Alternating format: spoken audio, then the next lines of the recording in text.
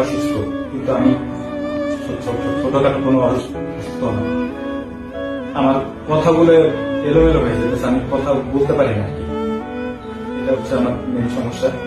CT scan, MRI, আরো যত পরীক্ষা আছে আমার আসলে মনে পড়তেছে না। আমি ইয়ারফোন লাগিয়ে দেখছেন, ইয়ারফোন লাগিয়ে রাখছে, ইয়ারফোন লাগিয়ে রাখছে, আমি কথা মনে থাকে না আমার, আমি ভুলে যাই।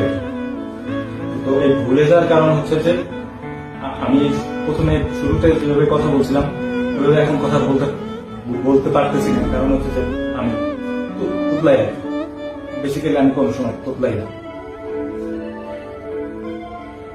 তো আমার যে অসুস্থতা সেটা হচ্ছে যে প্রথমে আমি ডেঙ্গু আক্রান্ত হয়েছিলাম। এরপর হচ্ছে আমার ডেঙ্গুর থেকে হচ্ছে আমার এই এক সাইড, এই পাশ বিশেষ করে এটা কাজ করতেছে না, এটা পুরাটাই।